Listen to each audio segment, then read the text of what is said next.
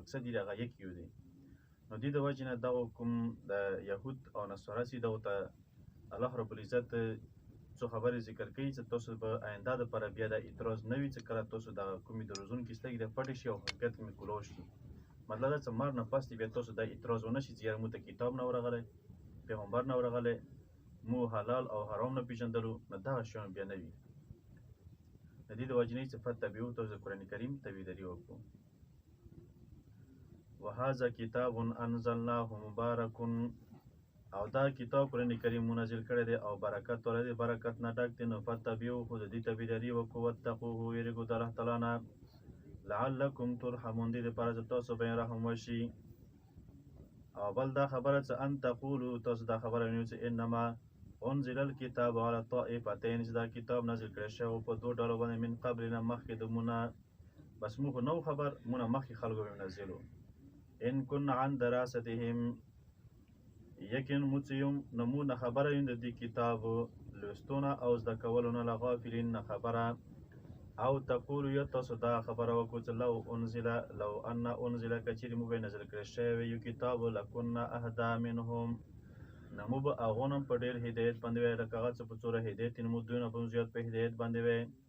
نو فقد جاءکم بینة، یقینا راغلی تاسو ته دلیل من ربکم طرف د رب د تاسو نه، یا دا کتاب واضح طرف د رب د تاسو نه او هدایت دی او دا رحمت دی. فمن ازلمو چوک دی غټ ظالم ممن د هغه چا نه کذب بآیات الله، چې هغو تکذیب کوي دروغ ګڼي آیتونه د الله تعالی وصدف عنها، او دوی اعراض کوي د دې نه. نو نجزي الذین، نو زر دی چې موږ به سزا ورکوم یا بدله ورکوم او خلکو ته چې یصدفون عن آیاتنا، چې هغه بندګي د مو آیتونو نه یا اعراض کوي. سوء العذاب، نکاره او بیکاره غذاب، یا سخت غذاب، بما کانوا یصدفون، په سبب د هغه سره چې کوم دوی اعراض کول. هل ینظرون، دوی انتظار نه کوي الا ان تأتیهم الملائکة، چې راشي دوی ته ملایکه، او یأتی ربک، یا راشي رب د تاسو والا، او یأتی بعض آیات ربک، یا څه نشانې راشي د آیات د رب د تعالی. یوم یأتی بعض آیات ربک، نو په دغې ورځې باندې ځنې راتله د ځنو آیتونو د رب د تعالی، لا ینفع نفسا ایمانها، نو پیدا به نه ورکوي دوی ته د دوی والا ایمانونه، لم تکن آمنت، چې نه وي دوی چې ایمان نه وړی من قبل مخکې د دې نه، او کسبت فی ایمانها، یا دوی عملونه کړی په خپل ایمان باندې خیرا د نیکي والا. مطلب دا حالت ذکر کیږي د مرګ والا، چې کله دوی ته مرګ حاضر شي، مرګ نه پس دی که بیا دوی دا خبرې کوي چې یو موږ ته نشانې راغلی، یو عطیات راغلی، یو مو نیکي کړي، یا د ټول شیان ټولې خبرې به دوی ته هېڅ فایده نه ورکوي.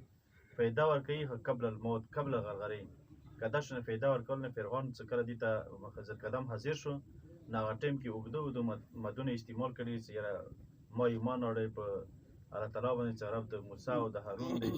په هغه ټایم کې بیا فایده هېڅ نه ورکوي، ذرې برابر. قل انتظروا، ته وایه ای پیغمبره چې تاسو هم انتظار کوئ، یقینا زه هم د انتظار کوونکو نه یم. یعنې مطلب چې قیامت راشي بس هغه ځای کې بیا رب فیصله کوي. ان الذین، یقینا هغه خلک فرقوا دینهم، چې هغو ټوکړې ټوکړې کړی دین، وکانو شیعا لست منهم، وکانو او دوی مختلفې ډلې لست منهم، او ته نه یې منهم د دوی نه، فی شیئن په څه شي باندې. داسې کې تفسیر ذکر کوي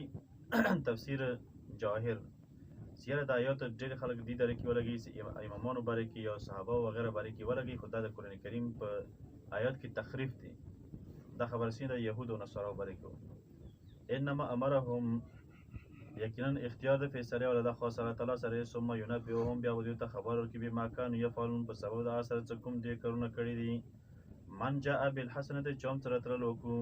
په یوې نیکي باندې، مطلب چې یوه نیکي وکړه فله عشر امثالها، دې دپاره د یوه نیکي به 10 چنده شي.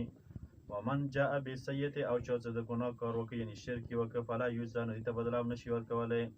الا مثلها، همدې برابر، مطلب یوه ګناه وکړه بس یوه شوله.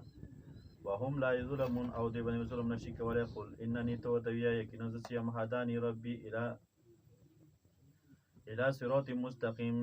یقینا زه چې یم په هدایت په یم د خپل رب طرف نه، او دغه لیاره برابره دی. دینا قیما، دا دین مضبوط دی. ملت ابراهیم، دین د ابراهیم علیه السلام علیه حنیفه مضبوط. وما کان من المشرکین، او نو دغه ابراهیم علیه السلام د مشرکانو ډلې نه. قل ته ورته وایه ان صلاتي، یقینا د ما مونځ شو، او نسقي، او د ما قرباني، و محیای، د ما مرګ او ژوند، لله رب العالمین، خاص د الله تعالی دپاره دی. لا شریک له نشته څوک شریک بدی سره بذالک امرتو او پندی باندې ما ته حکم کړی شوی څه وان اول المسلمین څه ټول نه اول د الله تعالی تابعدار جوړ شم قلت تو یا غیر الله ابغي ربا څه آیا سوای د زه الله تعالی نه بل رب ولټوم او هو رب کل شیء او دا رب د هر یو شی له ولا تکسب کل نفس او بدلاب نشي ورکولی یو نفس تام الا علیها ولا تکسبو او کسب نه کوي یو بنده هم کل نفس